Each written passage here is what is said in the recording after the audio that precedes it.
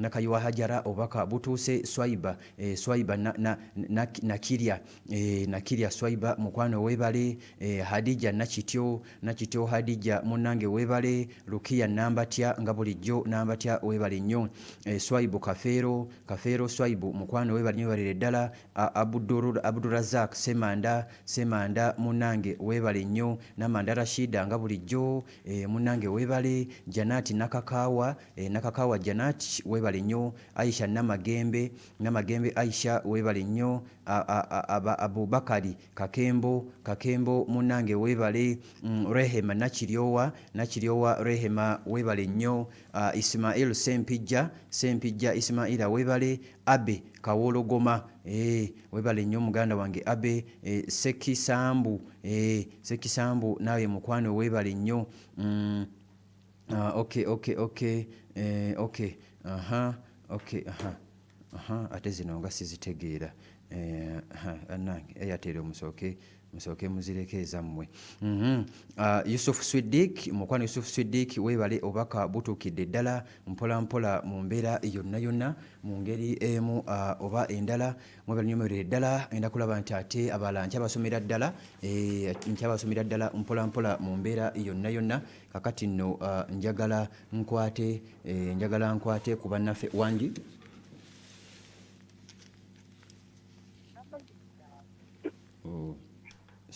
sorry ojja kuddamu ate oyite awo wennyini ojja kuddamu namukisa oddemu oyite awo wennyini mpola mu mbeera yonna wangi sorry essimu yange ate eyagala kuŋŋamba nti Yusufu tokwatayo muntu essimu eyagala kulaba nti ate nayo ekolima ate bukolimi lwa nsonga nganye okulaba nti ate ngikwata essimu kasooli essimu yange ogikoze eki essimu yange ate ogikoze eki mu mbeera yonna Broadcasting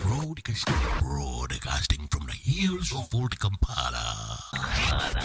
107.9 Pala Ekura Yomutu bulijjo.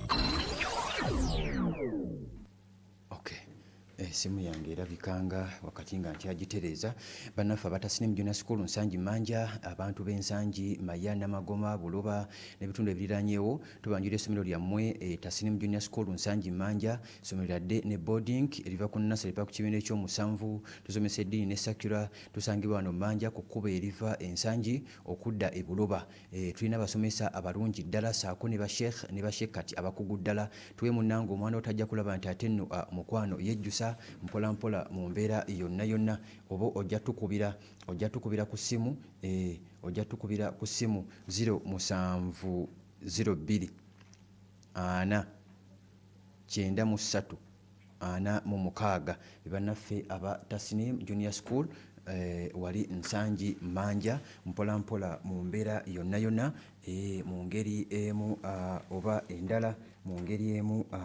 endala ojja kulaba nti ate munnange awo ojja okulaba nti ate obasanga otwale omwana wo osobola okulaba nti ate mukwano gwange ampuliriza nga byonna bitambula bulungi nnyo nnyini ddala byonna bisobola okulaba nti ate bitambulira ddala bulungi nnyo nnyini ddala mu ngeri emu oba endala abantu abali mu bitundu ebyenjawulo abajja ku mirimu gyammwe abagenda ku mirimu abagenda mu nnimiro abali mu takisi essaawa zino nga mulinze akaseera munnange kali kennyini mu mbeera yonna katuuke kyemukola kyakabi nnyo kyemukola kyamaanyi nnyo nnyini ddala Semanyi Julius essimu yange kyagikoze omanyi ono muyeekera wange naye mwesobolera mu mbeera yonna mu ngeri emu oba endala kale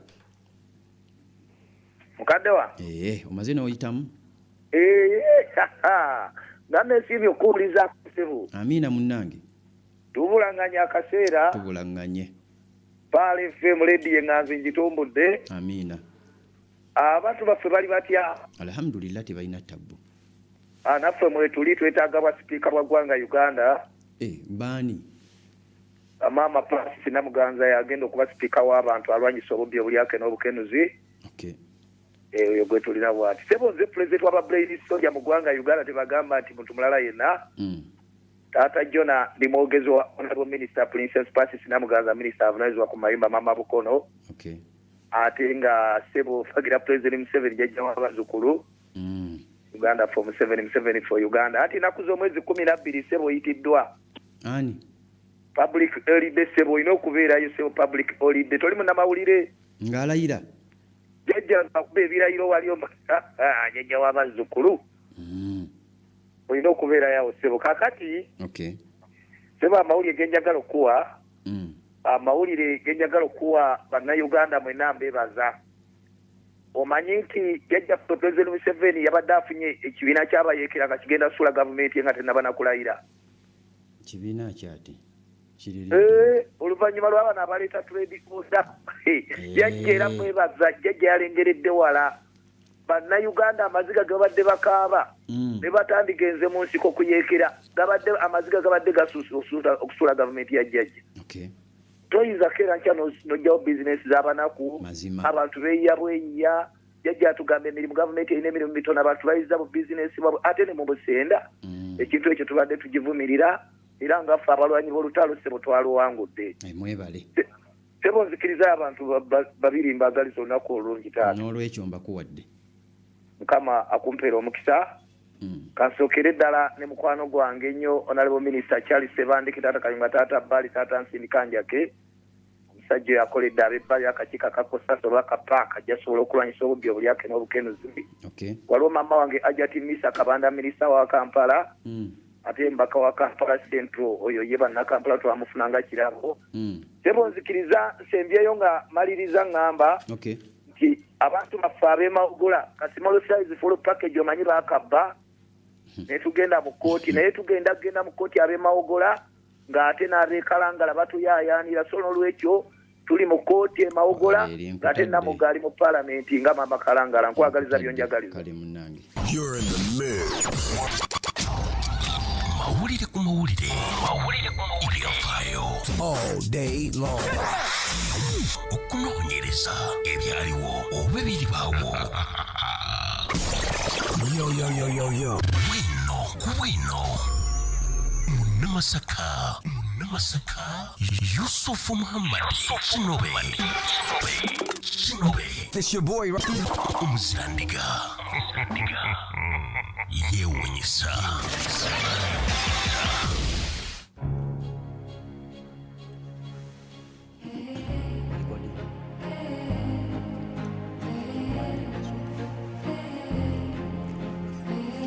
Kale ali ku Pale FM ali kukula eri omuntu wa bulijjo mpola mu mbeera yonna mu ngeri emu oba endala bali kulaba nti ate muganda wange gy'oli nze kino be tutandikidde tugenze mu kanyumido kali kennyini akalagire aka update mpola mu mbeera yonna tugende maaso.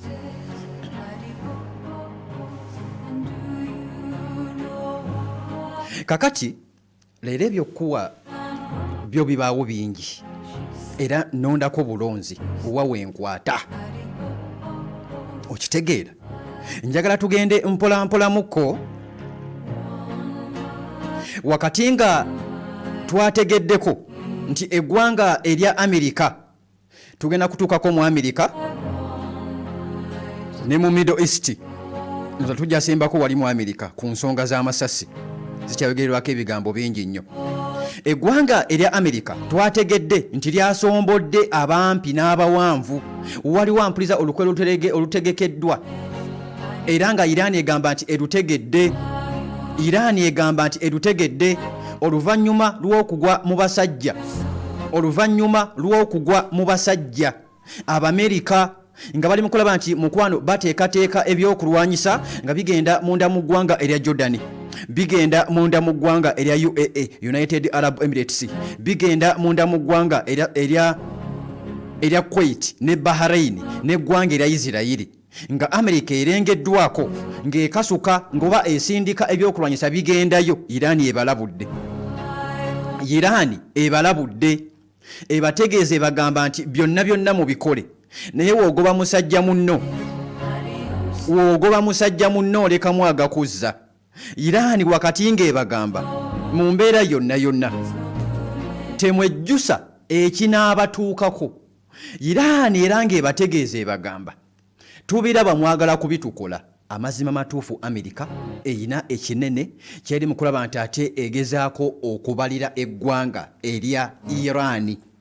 Nkikuddiramu Amerika eyina ekinene kyeri mu kulaba nti ate mukwano gwange ndaba naawe ampuliriza ebalira omusajja ono era nga we nakugamba nti Amerika tafiirwa. Amerika tafiirwa. Ono agamba ajja kulwana nnyo abeerewo nnyo paka nga amaze okulaba nti ate mukwano gwange ndaba awangula omusajja ono. Wakati nga obunkenke bukyaliwo, wakati nga Iran egamba nti tuli mu nteekateeka tubawadde ebbanga ttono nnyo eritali ggere nga mukutta amaato gammwe mugajje ku Strait of Hormuz, mugajja ku mazzi wonna ne ku pooti nga mugajjeewo, tubawadde tubalabudde, temubaako gwe munenya yenna nga tulina kitukoze amaato gammwe. Amerika baani aboogera bino? Bayiraani. Babagamba nti bunnambiro nnyo buli amanyi nti alina amaato amalwanyi agaziyiza ebyokulwanyisa bya Iran bireme kuyitawo, bawadde ebbanga tono nnyo mu bijjewo. Olaba kye nakugamba nti Iran ejja tuuka akadde eboggole. Ekyo ki? Kuboggola. Babagamba mugajjeewo mukwate ekkubo mugende. Wakati ng'obunkenke obw'amaanyi tubulengeddeko wali munda mu ggwanga erya Isirayiri, nga Isirayiri mu kulaba nti ate mukwano yeeteekateeka, bagamba nti bali already and steady okuddamu okulwana n'eggwanga erya Iran, nga bagamba nti Amerika wakati ng'enaabayambako.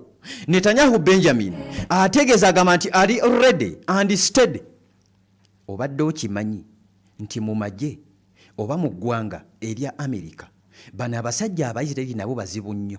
Ekyo obadde okimanyi? Kankikugamba olwaleero nti mu bakozi abakola ebyokulwanyisa byolengera Amerika ajjayo n'alaga eggwanga mulimu abasajja Abayisirayiri. Wangi munda mu ggwanga erya Amerika ebimu bikolebwa mu Isirayiri ne bitikkibwa ne bigenda munda mu ggwanga erya Amerika. Ebimu bikolebwa okuva munda mu ggwanga erya Amerika mwennyini munda mu ggwanga erya Amerika, naye ng'abamu ku bakagezi munnyo abali emabega waabyo mulimu abasajja Abayisirayiri.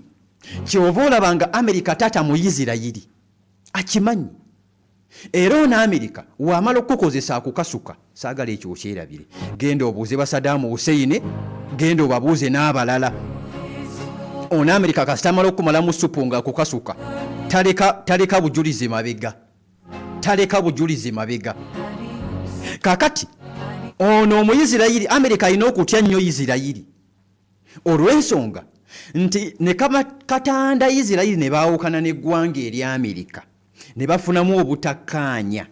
Ono Isirayiri amanyi nnyo eggwanga erya Amerika.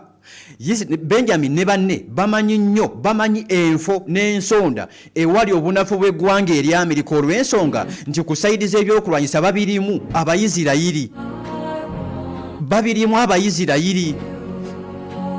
Kati ekiri mu Isirayiri munda eyali Prime Minister w'eggwanga erya Isirayiri twakitegedde, Naftali Bennett ne Yair Lapid, obamanyi mu Isirayiri. Bano balina enteekateeka ey'okulangirira a joint political party wakati nga Isirayiri boolekera okulonda. Wano we kayinza okuggweeramu. Listen, bano abasajja bali mu kukukuta baagala kukola political party. Naftali Bennett osobola omunoonyaako n'ebyafaayo byemukwatako, ne Yair Lapid. Bano baagala kukola ekibiina kyesimbewo kisobole otwala ababaka ku kakiiko kwe batuula. Kakati wuliriza, newe batalonda Benjamin Prime Minister ne waateesimbawo nti ye tebamulonda n'abeerako. Kati waliwo abatuula ku kakiiko osobola ogiyita Parliament. Bano kye bali mu kubala, kubanga bano balina obutakkaanya bwabwe obutono ne Benjamin ne guruupu ye. Bano bali mu kubala ekyemmaaso. Kati nkuwa ensonga bbiri. Bano baakitegedde nti future ya Benjamin Netanyahu ntono mu bintu bibiri. obulwadde bw'alina era ekyo naye akimanyi. Bano bannabyabufuzi banafutali batunuuliridde ewala ne beeteekateeka ng'obudde bukyali. Sigambye nti afa oba mwaka gujja obadde, wabula munnabyabufuzi abanga wa bizinensi abala n'emyaka 10 egijja mu maaso ye n'akibala kati. Ekyokubiri, Benjamin obulamu bwe bannansi bennyini abamu tebamwagala. Ebikolobero byakoze mu Middle East kitegeeza nti abasajja nga muli n'eggwanga erya Iran bagenda kumubala paka lwe banaamuteeka mu bulamu obw'enkomerero, paka waanassa ogw'enkomerero. Bano abasajja kwe kubala kino. Benjamin ategedde nnyo eggwanga erya Amerika. Amerika akozesezza nnyo Benjamin Netanyahu omukozesa ebikolobero ebimu nga yabiteekamu omutwe.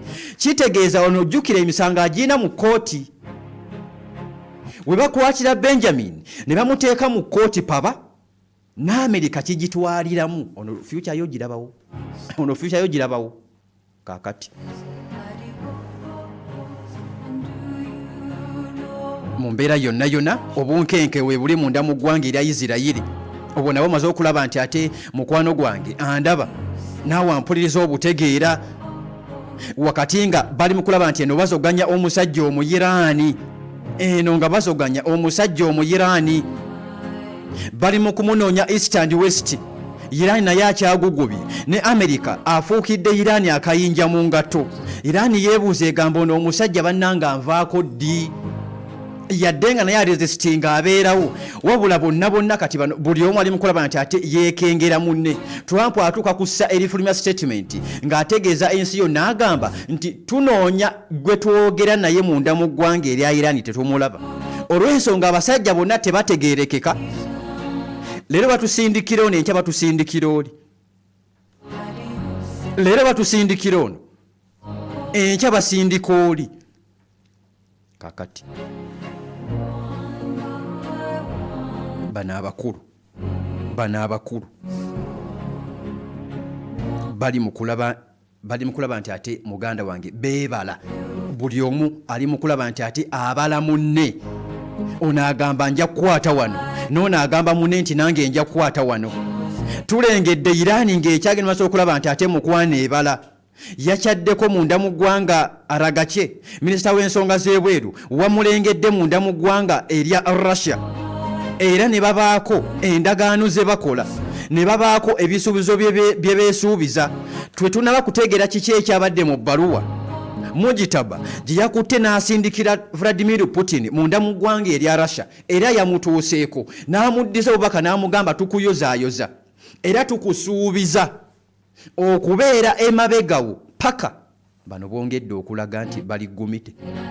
Enkolagana wakati w'eggwanga erya Iran n'eggwanga erya Russia, era Abayiraani bongedde otulaga nti ono Omurasha yabadde emabega w'olutalo. Bamwebaziza bamugamba nti weebale nnyo Putin by'otuyambyeko mu lutalo wakati nga lukyagendera ddala mu maaso. Bano abasajja babala ki? Olwavudde mu Pakistan n'akwata ekkubo n'agenda. N'akwata ekkubo muganda wange ampuliriza n'agenda. Kakati ekinene kye babala y'ensonga lwaki nakugamba nti luno olutalo lugenda kusirikamu busirisi. Luyinza okusirika ne luva mu Middle East ne luddamu ne lubbulukira ewalala. Olw'ensonga nti ekibalo ky'aba BRICS bano Abachina, Abarussia, Abayiraani, aba North Korea yadde talangira nti ali mu BRICS, aba South Africa n'abalala b'ekibalo kyabwe kitambula bulungi. Era baali babalanga baagala ne Trump ono atankuule entalo, yazitankudde. Bano kye bali mu kukola tebaagala kuzikiza lutalo. Bayina ekirooto kyabwe gye baagala ziggwere entalo zino. Bano bayina ekirooto olutalo luggwere mu Amerika. Nkikuddiramu. Bayina ekirooto olutalo luggwere mu Amerika. Twesoggeko Amerika. Yusufu, weesoggeko Amerika. Ojjukira tuddeko mu nkuba y'oli ebigambo ebitambula, twalengedde security ey'amaanyi, twalengedde security ey'amaanyi era omukulu ne bamufuna ne bamukwata n'akwatibwa bulungi. Yabadde agezaako okutta Trump. Awo waliwo ebigambo bingi nnyo era sides ez'enjawulo twazikuwadde. Njagala nkuzeeko emabega katono nnyo. Bino byakufumiitiriza na kulowooza. Nze ngenda kikuwa nkikuteere naawe weejajingire. Wabula sigenda konkuluudinga, ngenda kikulekera awo. Ojjukira omwami gwe bali bayita Charlie Kirk. Mumujjukira Charlie Kirk, mukwano gwa Trump gwe bakuba amasasi mu kifuba. Eyakubwa ng'ali akatuuti, alina akatuuti kaaliko ne bamukuba amasasi. Ojjukira akaseera ako Trump wakati ng'ali mu bululu. Do you remember? Taylor Robinson yalina emyaka 22 ye yamukuba. Omuvubuka eyakuba Trump essasi ku kutu. Mujjukira akaseera ako. Kitegeeza nti okutta Trump si gwe gusoose. Bamwegezezaamu enfunda nnyingi. To the extent nti newe yali mu kalulu bagezaako okumutta. Kati abagamba nti waliwo information efulumye nga bagamba nti nga Israeli yavuddeyo negamba nti oyo Irani.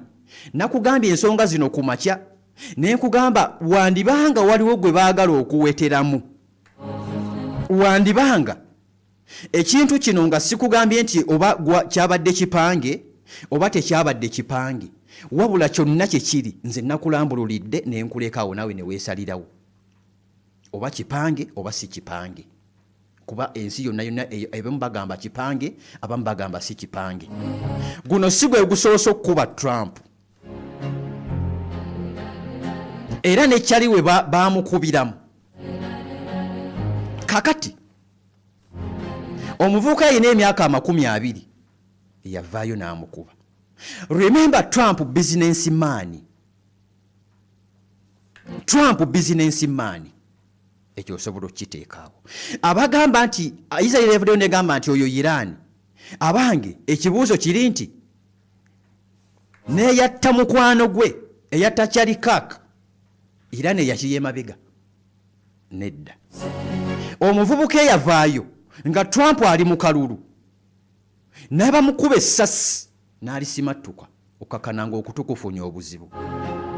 Nkuza ku statement ya Irani yayogera emabega webatta. Remember Trump mu kisanja ekyasooka yatta General Qasim Soleimani natta ne General Mahdi nga tebalina kye bamukoze. Irani negamba wallahi billahi tallahi wa rabbul Kaaba lulibo olwo ojja kisasulira. Era buli ekituuka ku Trump kaseera okuva ku olwo batunuulira nnyo eggwanga erya Irani. Oba tuli ffenna. Alan eyabadde ayagala okutta Trump yabadde n'emyaka 33. Musomesa, ate omusomesa omutendeke, atanywa njaga, amanyi kyakola. Omuntu ono atambudde amawanga ag'enjawulo nga yalengerwa nako. Thomas Allen yalengerwa nako entambula ze nga yaliko ne mu ggwanga erya Isirayiri ate ebbanga eritali omulundi ogutali gumu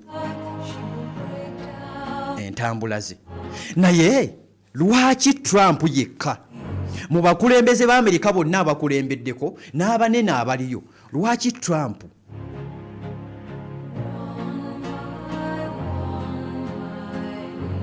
Ono ye Trump yakwata ekisenge n'akizimba ku Mexico.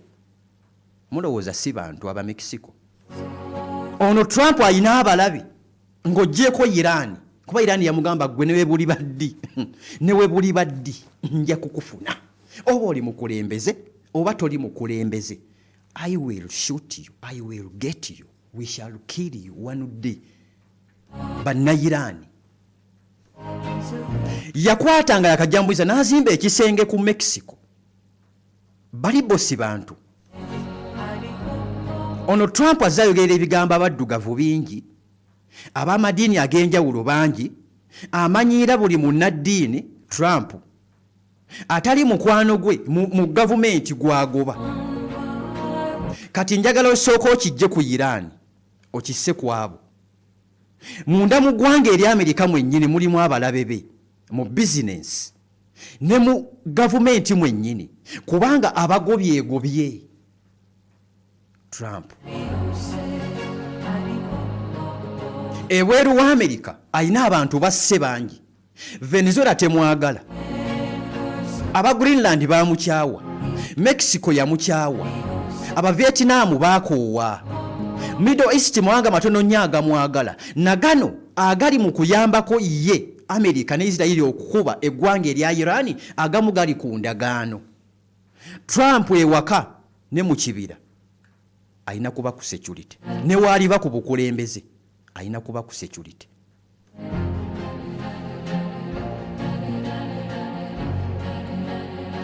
Oba tuli ffenna. Israeli evuddeyo yeegamba nti ekintu kino ekikolwa ekyakoleddwa nti Iran ekimanyiiko, wabula Iran yesirise ku nso tennaba na kugisiinyaako yadde.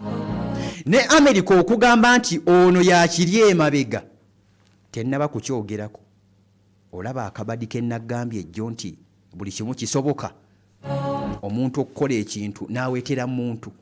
Nkugambye oba kino nga abantu bwe bali mu mawulire bwe bagamba nti kipange oba si kipange, byonna basobola okuweetera munda mu ggwanga erya Iran, basobola okuliweeteramu.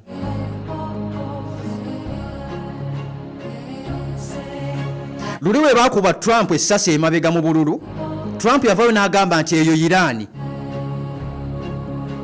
era Iran n'esirika. Ono eyasse eyabadde ayagala okutta Trump yasoose kutegeeza na famire ye ng'agenda okutta. Lwaki famire teyagambye poliisi? Era abantu beebuuza wekibanga kituufu yayiseewa.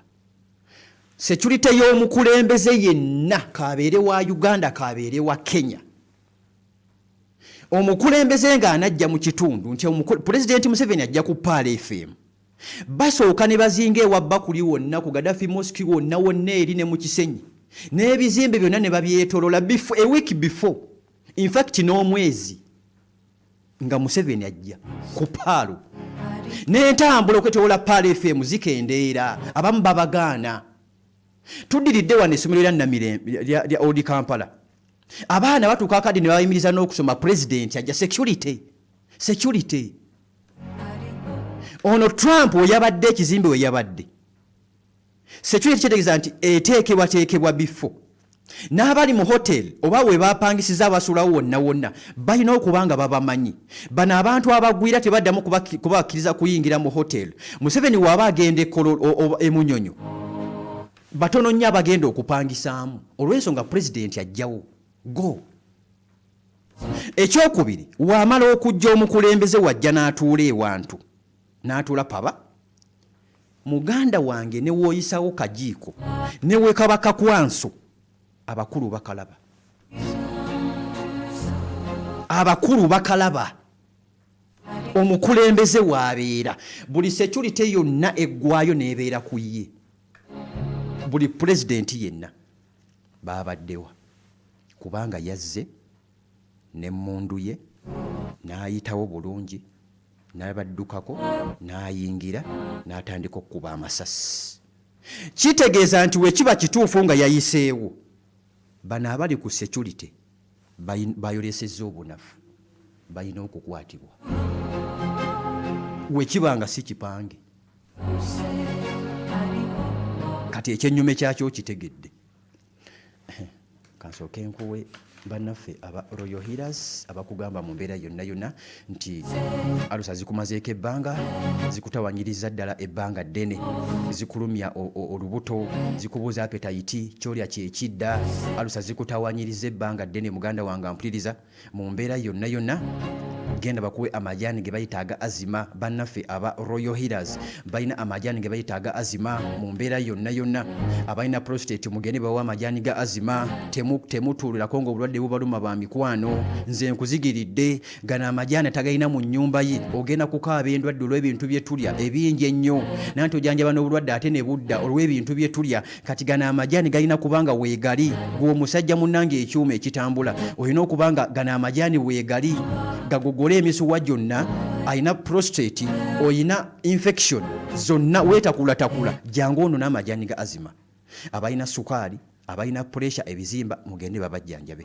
Abaami balisi kye bayita Royal Honey, guno nga mubisi bagamba nti onuuna munuune. Guno mubisi onuuna munuune ebisigadde n'obireka. Gwayinamu ngoba bagamba nti nga kagaanyeemuko jangu bakongereka extra, Royal Extra. Kitegeeza baddemu n'obulwadde obulala naye nga tobumanyi. Mugende babajjanjabe. Abalinamu ka prostate bakuwerako ka Royal Extra n'okanywerako ne bisobola okukolera ddala. Bano bakuwa permanent results. Bagenda okukuvaako nti beera bulungi ng'oteredde. Bali ku Namirembe Road ku mafuta ga Lobbies, kazimbe ka Volcano Bus Park, edduuka namba 314. Bakubire ku namba z'essimu zino wammanga 0749 96 14 09 0749 96 1409 ne ku WhatsApp kwe ne delivery ekolebwa oba MTN 0779 95 9245. Bannaffe aba Royal Healers tuddeyo. Abantu balina mu kwebuuza. Njagala kati nze nakugambye embikuwa n'embikulekeraawo. Vice President ow'eggwanga erya America J.D. Vance, Secret Service kamera ziraga nti baasoose kujjawo ye. Ekyo temwakitegedde. Lwaki? Kyova olaba nga nkugambye nti ebweru n'ewaka bano balina Trump bamwetaaga. Ono Vance before lutalo olwa Iran yagamba Trump tolumba Iran. Kitegeeza nti Vance yali tayagalangako kulumba ggwanga lya Iran.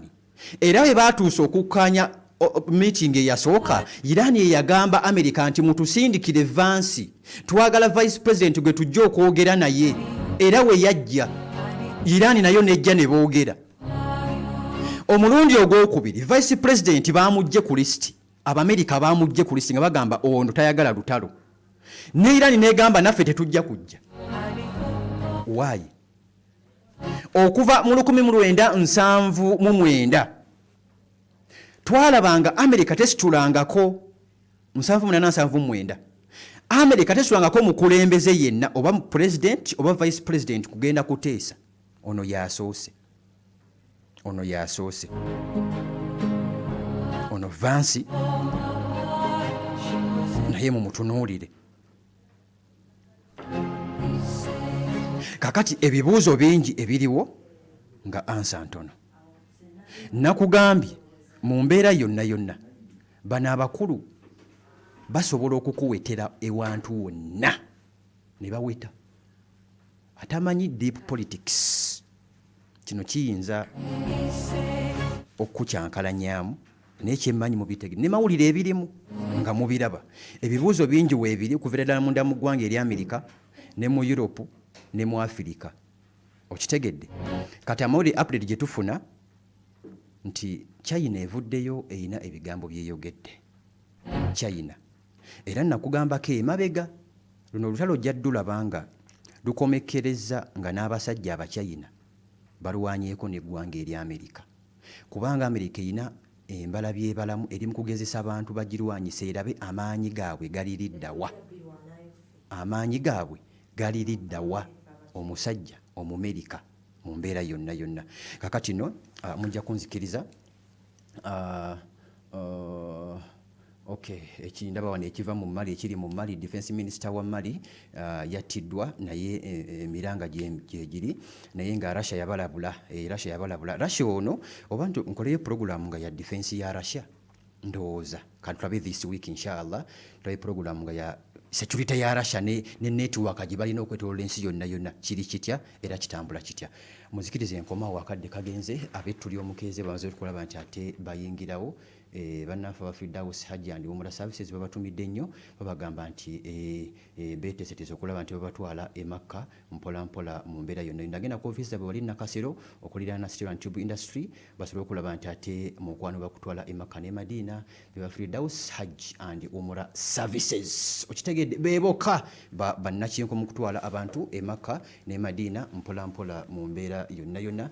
Muzikirize mbate mbakwase abetu ly'omukeeze ate babongereyo mu mbeera yonna eyo Kasimayiro nga kabangako buli lunaku. Amiina. Ekitiibwa kya Mukama. Mu mbeera yonna yenna ali ku kkula ly'omuntu wa bulijjo obeera nga ozze ku YouTube channel yaffe eyo kusaba busabi kanjokere eggwanga lyalumba mu mbeera yonna subscribe bw'obeera ng'obadde mugenyi kusaba subscribing onyiga akade ate obeera kungoze onsaba osindikire ku banno nabo bajje balabe mbeera yonna saasaanya obubaka nga busobola